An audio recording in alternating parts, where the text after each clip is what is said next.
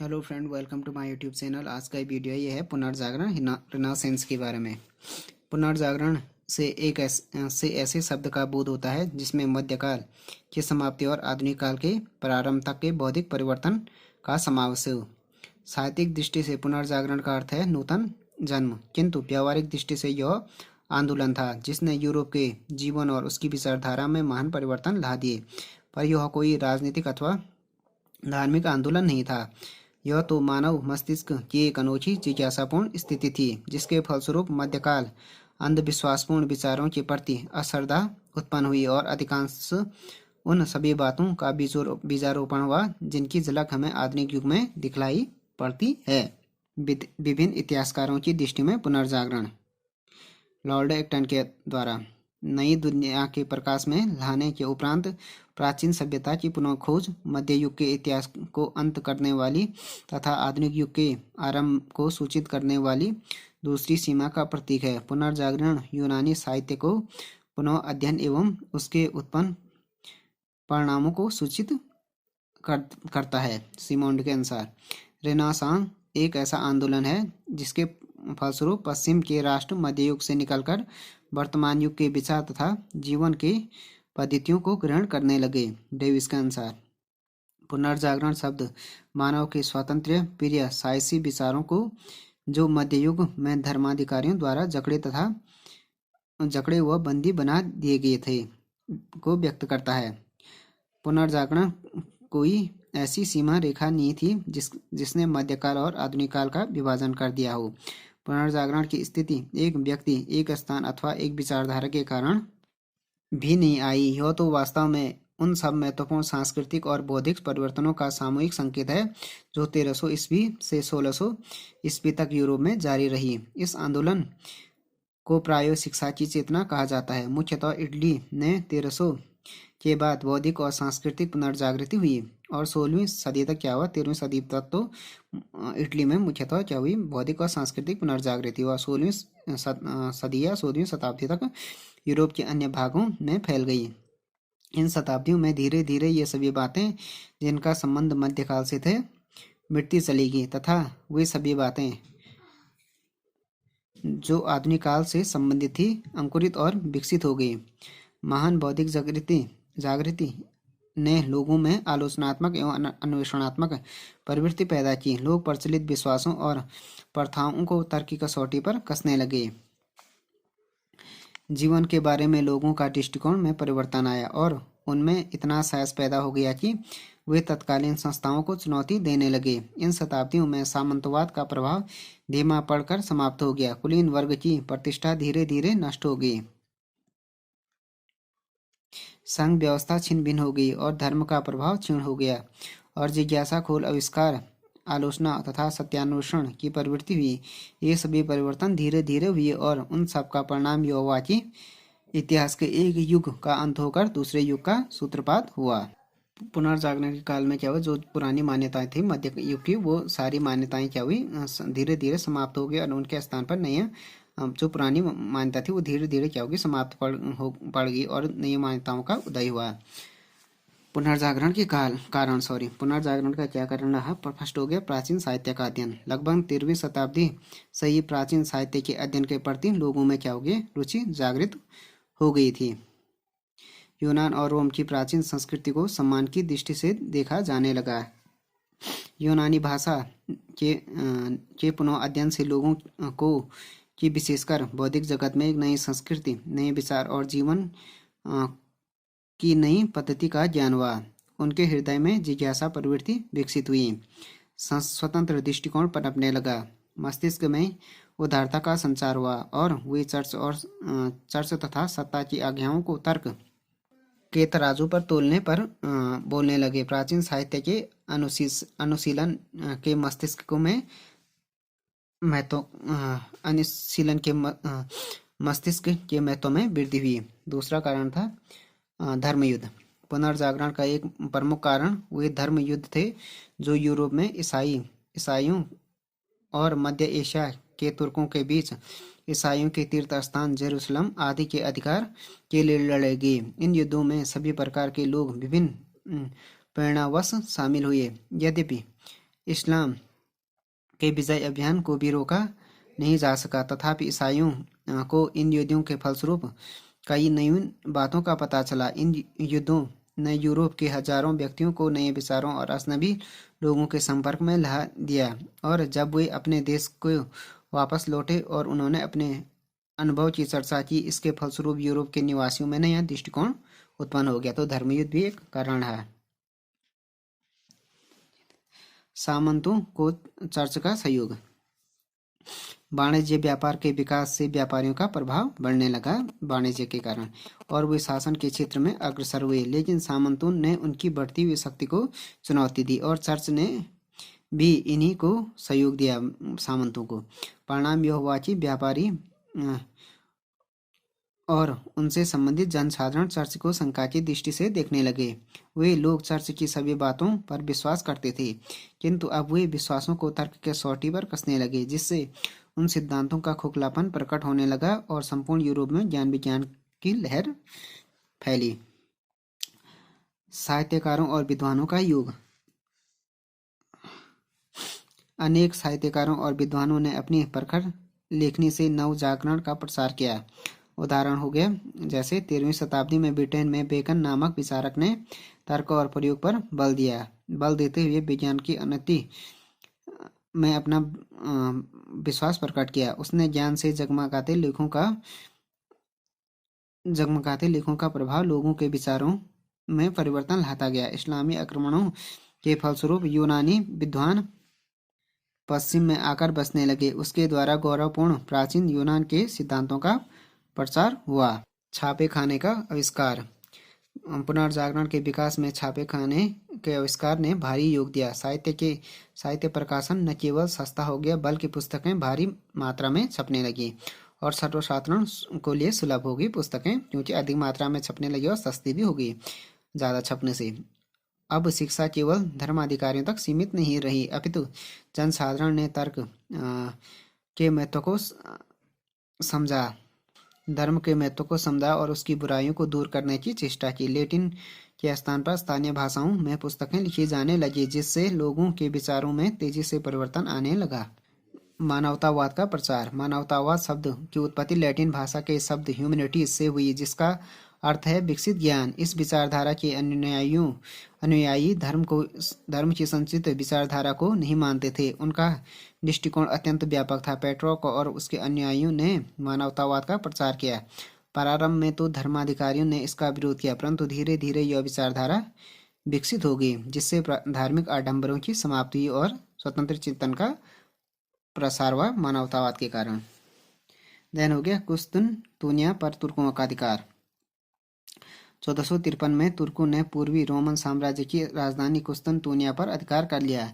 इससे पूर्वी रोमन साम्राज्य का सदैव के लिए पतन हो गया, किंतु इसके फलस्वरूप पश्चिमी यूरोप में जो ज्ञानोदय हुआ, उसके प्रभाव एवं प्रसार नए नवयुग के आगमन की सूचना दी। तुर्कों ने कुस्तुनतुनिया पर अधिकार उनके अत्याचार एवं पूर्व रोमन साम्राज्य के अवशेषों को खत्म कर देने से कई महत्वपूर्ण परिणाम सामने आए।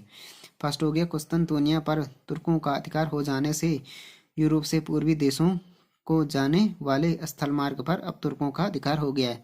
क्योंकि तुर्क लोग व्यापारियों को लूट लिया करते थे, अतः यूरोप का पूर्वी देशों के साथ व्यापार बंद हो गया। यूरोप में पूर्वी देशों की विलासिता की सामग्री तथा गर्म मसालों की जबरदस्त मांग थी, अतः पश्चिम दक्षिण यूरोप के लोग किसी नए व्यापार मार्ग संभवतः जल मार्ग खोज निकालने के लिए व्यग्र हो उठे। इस व्यग्रता ने ही अमेरिका की खोज की, अतः भारत एवं पूर्वी युगों द्वीपों का जल मार्ग ढूंढ निकाला। कुस्तुनतुनिया पिछले 200 वर्षों से ज्ञान, दर्शन तथा कला का महान केंद्र था।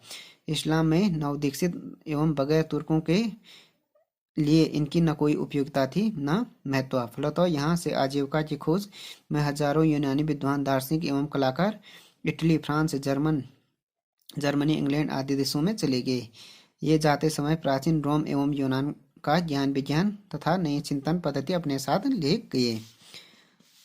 देन हो गया पुनर्जागरण का कारण था शिक्षा का विकास। मध्य युग के अंत में शिक्षा की बहुत अधिक उन्नति हुई। इस समय यूरोप के बड़े बड़े नगरों में विश्वविद्यालय स्थापित हुए। वे धार्मिक नियंत्रण से मुक्त थे। इनमें विद्यार्थी किसी भी विषय का अध्ययन करने के लिए स्वतंत्र थे। शिक्षा की उन्नति के कारण मनुष्य प्राचीन काल को तर्क की कसौटी पर कसने प्राचीन ज्ञान को तर्क की कसौटी पर कसने लगे, जिससे अंधविश्वास की समाप्ति हुई और मनुष्य प्रत्येक विषय पर स्वतंत्रता पूर्वक विचार एवं मनन करने लगा। देन हो गया नगरों की वृद्धि। व्यापार का विकास तथा सामंतवाद के कारण यूरोप में अनेक बड़े बड़े नगर स्थापित हुए। व्यापार के विकसित होने के कारण व्यापारी वर्ग धनवान बनता चला गया। यह वर्ग नगरों में निवास करने लगा। धन की प्रचुरता के कारण यह वर्ग विलासिता की ओर उन्मुख होने लगा। अतः इनसे कठोर नियमों का उल्लंघन कर स्वतंत्र रूप से विचार करना प्रारंभ कर दिया। कठोर नियमों का उल्लंघन कर क्या किया? स्वतंत्र रूप से विचार करना प्रारंभ कर दिया। इसके अतिरिक्त व्यापारियों ने अपने रहने के महलों को सुंदर चित्रों एवं मूर्तियों से अलंकृत करवाया। इस तरह नगरों के विकास ने नवीन कला के सृजन का योग दिया। तो नए नगरों की वृद्धि, उससे भी पुनर्जागरण को प्रोत्साहन मिला। पुनर्जागरण का जन्मस्थल इटली। इटली एक समृद्ध देश था। समृद्धि का कारण था विदेशी व्यापार। भूमध्य सागरीय देशों में सबसे अनुकूल स्थिति इटली की ही थी, जिससे मध्यकाल के अरब व्यापारियों द्वारा एशियाई देशों से लाया गया सामान अधिकांशतः इटली में ही बिकता था। यहीं से एशियाई वस्तुएं और अन्य यूरोपीय देशों में जाती थी। तो ये समृद्ध देश था व्यापार के कारण। व्यापारिक गतिविधियों के कारण मिलान, नेपल्स, फ्लोरेंस, वेनिस आदि नगरों की स्थापना हुई। इटली के अन्य नगरों के व्यापारी बाल्कन प्रायद्वीप, पश्चिमी एशिया तथा मिस्र की यात्रा करते थे। अरब तथा ईरानी व्यापारी इन देशों में आते रहते थे। तीसरा हो गया इटली की समृद्धि से व्यापारिक मध्य वर्ग का उदय हुआ। यहाँ का व्यापारी वर्ग इतना प्रभावशाली हो गया कि उसने सामंतों एवं पोप की परवाह करना बंद कर दिया। इस वर्ग ने काफी हद तक मध्यकालीन मान्यताओं का उल्लंघन किया। इससे इटली के पुनर्जागरण की भावना को बल मिला। तो चौथा हो गया इटली में पुनर्जागरण का एक कारण यह भी था कि यह प्राचीन रोमन साम्राज्य का जन्मस्थल रहा था। इतावली नगरों में मौजूद प्राचीन रोमन सभ्यता के बहुत से स्मारक अब भी लोगों को उसकी याद दिलाते हैं। प्राचीन रोम जैसी महत्ता एवं अपने देश की गौरवशाली बनाने का विचार उसके दिलो दिमाग पर छाया हुआ था। यह ज्ञातव्य है कि प्राचीन रोमन संस्कृति पुनर्जागरण के लिए प्रेरणा का केंद्र बनती जा रही। सर्वप्रथम दांते की रचनाओं में इस प्रेरणा के चिन्ह दिखाई देते हैं। 5 हो गया रोम, जहाँ पोप निवास करता था, उस अब भी संपूर्ण पश्चिमी यूरोप ईसाई जगत का केंद्र बना हुआ था। कुछ पोप पुनर्जागरण की भावना से अनुप्राणित हो बड़े विद्वानों और कलावंतों को रोम लाए और उनसे यूनानी पांडुलिपियों का लैटिन भाषा में अनुवाद कराया। उनमें से एक पोप पंचम निकोलस पंचम था, ने वेटिकन पुस्तकालय की स्थापना की और संत पीटर के गिरजाघर को बनवाया। उसके अधीन लगभग समूचा यूरोप निर्मित हुआ। पोप के इन कार्यों का प्रभाव अत्यंत भी पड़ा।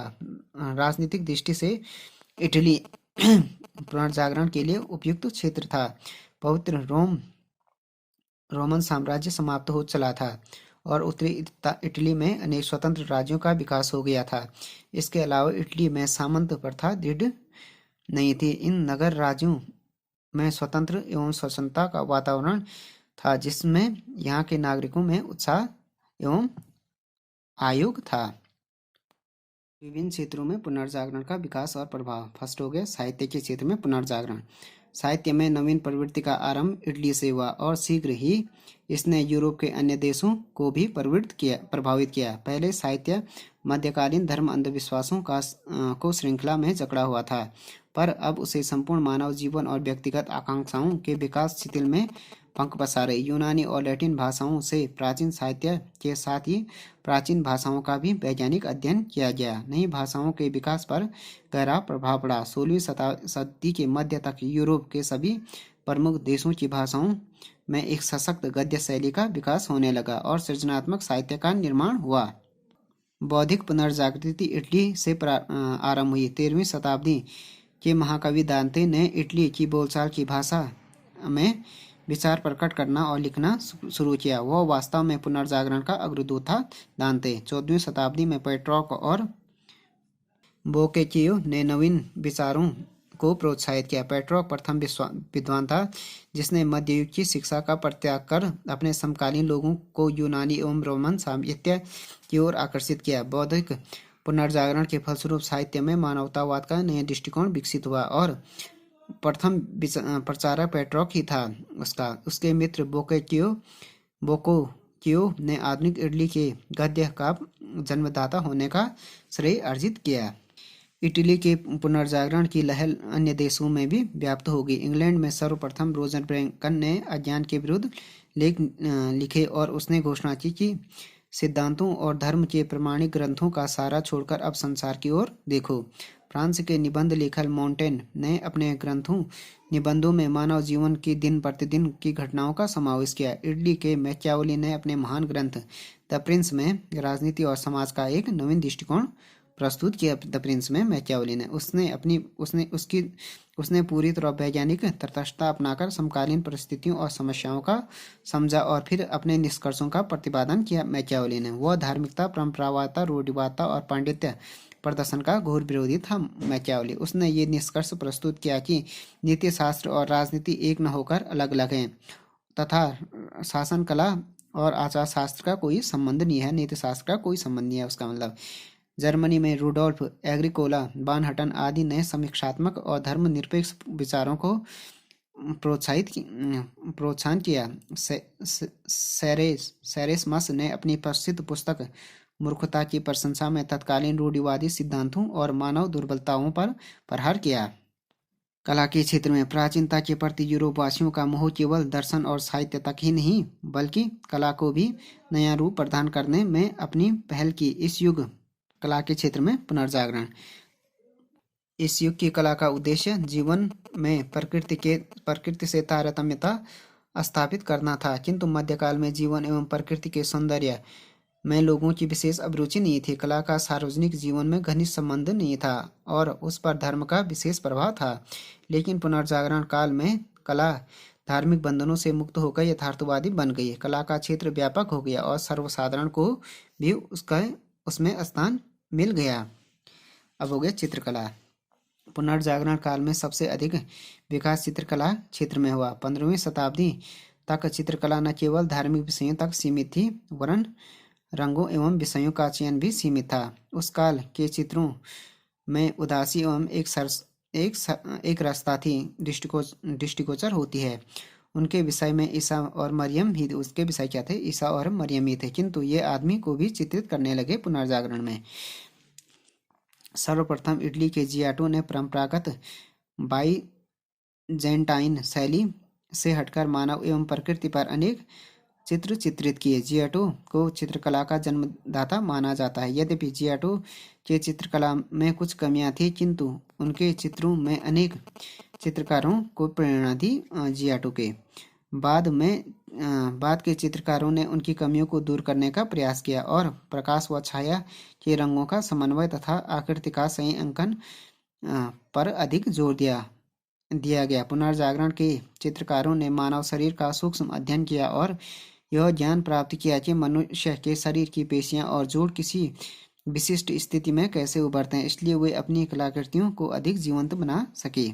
फ्लोरेंस निवासी लियोनार्दो दा विंसी की प्रतिभा क्या थी? अद्वितीय एवं बहुमुखी थी। वह वैज्ञानिक, गणितज्ञ, इंजीनियर, संगीतकार, दार्शनिक और चित्रकार था। चित्रकला जगत में उसका नाम विशेष सम्मान के साथ लिया जाता है, लियोनार्दो दा विंसी का। उसकी चित्रकला की विशेषताएं हैं सादगी तथा भावाभिव्यक्ति, प्रकाश और छाया, रंगों का उपयुक्त चयन और शरीर के प्रत्येक अंगों का स्वाभाविक एवं सुंदर दर्शन। लियोनार्दो दा विंसी, उसके चित्रों में ला सफर और मोनालिसा प्रमुख हैं। उसके बाद हो गया माइकल एंजेलो की गिनती अद्वितीय चित्रकारों में की जाती है। वह कलाकार के साथ मूर्तिकार, स्थापत्यकार, इंजीनियर और कवि भी था। वह मनुष्य को सृष्टि की सबसे सुंदर अभिव्यक्ति मानता था। उसके बनाए चित्रों में सौंदर्य, भावना, कौशल और प्रतिभा का स्पष्ट प्रमाण मिलता है। पुनर्जागरण के कला के इतिहास के क्षेत्र में राफेल का नाम भी अत्यंत उल्लेखनीय है। उस पर एंजेलो और लियोनार्दो दोनों का प्रभाव पड़ा राफेल पर, इसलिए उसके चित्रों में दोनों की चित्र शैलियों का समन्वय दिखाई देता है। राफेल के चित्र भी सजीवता एवं सुंदरता के कारण आज विश्व प्रसिद्ध हैं। उसने वात्सल्य एवं मातृत्व का मनोहर चित्रण किया। राफेल ने उसकी सर्वश्रेष्ठ रचना जीसस क्राइस्ट की मडोना का चित्र है। उसके बाद हो गया मूर्तिकला। इस काल में गिबर्ती, दोनातेली और माइकल एंजेलो जैसे महान मूर्तिकार हैं। इन्होंने न केवल ईसाई या मरियम का ही नहीं वरन समकालीन प्रमुख व्यक्तियों की मूर्ति भी बनाई। गिबर्ती गिबेर्ती एक महान मूर्तिकार था। उसने फ्लोरेंस के गिरजाघर के लिए सुंदर दरवाजों को निर्मित किया। कांसे के बने हुए हैं जो दरवाजे, इन पर प्राचीन टेस्टामेंट में वर्णित दृश्यों का अंकन किया है। दोनातेलो ने के द्वारा निर्मित मूर्तियों का विषय मानव जीवन था। दोनातेलो द्वारा निर्मित वेनिस की सतमार्क की आमद कद मूर्ति श्रेष्ठ कलाकृति मानी जाती है। माइकल एंजेलो द्वारा अनेक सुंदर मूर्तियों का निर्माण किया गया। उसकी द्वारा बनाई गई मूर्तियां मेडिसी के गिरजाघर में रखी हुई है। डेविड की मूर्ति, जिसे फ्लोरेंस जो माइकल एंजेलो ने बनाई थी, फ्लोरेंस के नागरिकों ने बनवाया था। उसने डेविड के वीर पुरुष के रूप में प्रस्तुत किया ही साथ ही उसके व्यक्तित्व की कोमलता को भी प्रस्तुत किया। माइकल एंजेलो ने डेविड की। विज्ञान के क्षेत्र में पुनर्जागरण काल में विज्ञान के क्षेत्र में अभूतपूर्व प्रगति हुई। पुनर्जागरण काल के विद्वान प्राचीन विद्वानों के कथन में अंधविश्वास रहकर उस पर आचरण करने के पुराने ढंग से संतुष्ट न हुए। वे संसार की समस्याओं को अधिक महत्वपूर्ण समझते थे और प्रत्येक तर्क को कसौटी पर कसना चाहते थे, प्रत्येक चीज को। इससे विज्ञान की उन्नति संभव हुई। फ्रांसिस बेकन ने इस काल के वैज्ञानिक दृष्टिकोण का वर्णन करते हुए लिखा है कि ज्ञान की प्राप्ति केवल प्रेक्षण और प्रयोग से ही हो सकती है। उसने कहा, बेकन के अनुसार जो व्यक्ति ज्ञान प्राप्त करना चाहता है उससे पहले घटनाओं का अध्ययन करना चाहिए जो संसार में उसके चारों ओर हो रही हैं। फिर उसे स्वयं से प्रश्न करना चाहिए कि ये घटनाएं किस कारण से होती हैं। जब वह किसी घटना से संभावित कारण के विषय के रूप में एक सिद्धांत बना ले या उसे विश्वास हो जाए तो उसकी प्रयोगात्मक ढंग से जांच करे। इस प्रकार वैज्ञानिक विधि का इस युग में क्या हुआ, प्रारंभ किया गया। उसके बाद हो गया 2वीं शताब्दी में मिस्र के यूनानी खगोल टॉलमी ने यह प्रतिपादित किया कि पृथ्वी और सौरमंडल का क्या है, केंद्र में स्थित है। किंतु 16वीं शताब्दी में क्या हुआ कि कोपरनिकस ने इस सिद्धांत को असत्य सिद्ध कर दिखाया। उसने बताया कि पृथ्वी एक ग्रह और यह सूर्य के चारों ओर घूमती है। प्रेक्षण और गणना के पश्चात ही कोपरनिकस ने यह निष्कर्ष निकाला। धार्मिक विद्वानों ने कोपरनिकस का घोर विरोध किया। उन्होंने उसके नए सिद्धांत को इसलिए स्वीकार नहीं किया क्योंकि यह बाइबल के वक्तव्य के अनुकूल न था। पोप के आदेश से कोपरनिकस को अपने विचारों का प्रसार बंद करना पड़ा। परंतु जब इटली का वैज्ञानिक ब्रूनो ने कोपरनिकस के सिद्धांत को अनुमोदन किया, उसके विचारों का प्रसार किया, तो रोमन के धर्माधिकारियों ने उसे जिंदा जला दिया। जर्मन खगोल शास्त्री जॉब केपलर ने कोपरनिकस के सिद्धांतों की गणित के प्रमाणों से पुष्टि की। इटली के प्रसिद्ध वैज्ञानिक गैलीलियो ने कोपरनिकस के सिद्धांत को स्वीकार किया और एक दूरबीन के द्वारा जो उसने स्वयं बनाया सूर्य, तारों और ग्रहों को देखा। गैलीलियो को उसके विचारों के कारण चर्च को भाजन करना पड़ा। इस युग में इंग्लैंड के महान वैज्ञानिक गणितज्ञ सर आइजन न्यूटन ने गुरुत्वाकर्षण का सिद्धांत प्रतिपादन किया, जिसने खगोल विज्ञान को काफी प्रभावित किया। उसने सिद्ध किया कि प्रत्येक वस्तु पृथ्वी की आकर्षण शक्ति के कारण ऊपर से पृथ्वी की ओर खींचती है। न्यूटन के अन्वेषण का व्यापक प्रभाव पड़ा। अब यह स्पष्ट होने लगा कि विश्व कोई देवयोग या आकस्मिक घटना नहीं, जैसा कि बहुत लोग सोचते थे, अपितु एक ऐसी वस्तु है जो प्रकृति के सुव्यवस्थित नियमों के अनुसार चल रही है। पुनर्जागरण का परिणाम क्या हुआ? फर्स्ट हो गया, चर्च के नियंत्रण से मुक्त होकर विद्या और संस्कृति का स्वतंत्र रूप से विकास होने लगा और यह इच्छा पैदा हुई कि ज्ञान प्राप्ति का सरल माध्यम होना चाहिए और अतः लोक भाषाओं का विकास हुआ। दूसरा हो गया, जीवन के प्रति लोगों का दृष्टिकोण बदल गया। ये जीवन को नई दृष्टि से देखने लगे। व्यक्तिक स्वतंत्रता का विकास हुआ, जिसे मानवता कहते हैं। दैवत्व और आध्यात्मिकता के स्थान पर मानव की प्रमुखता दी जाने लगी।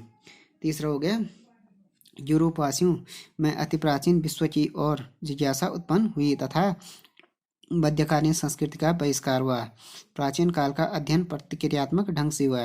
कला, साहित्य और विज्ञान के क्षेत्र में अति प्राचीन यूनान और रोम का अनुसरण किया गया, न कि निकट प्राचीन काल का। धार्मिक अंधविश्वासों के स्थान पर तर्क और बुद्धि की प्रधानता स्थापित होने के कारण ईसाई धर्म का महत्व क्षीण हुआ तथा सर्वसाधारण धर्म के ठेकेदारों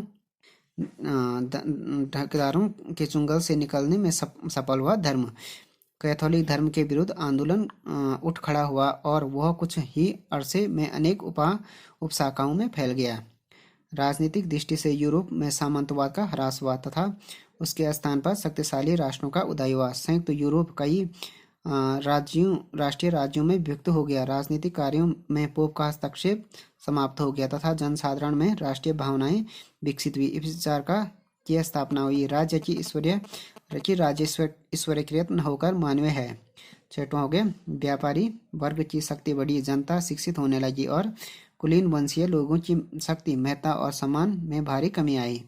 सातवां हो गया पुनर्जागरण के फलस्वरूप क्रांति हुई और भौगोलिक खोजें के कारण व्यापारिक क्रांति हुई और उपनिवेशवाद और औपनिवेशिक साम्राज्य का प्रादुर्भाव हुआ। तो फ्रेंड्स, ये वीडियो हो गया पुनर्जागरण के बारे में हो गया video. Thanks for watching this video. If you like this video please subscribe my channel and like, share and comment on this video.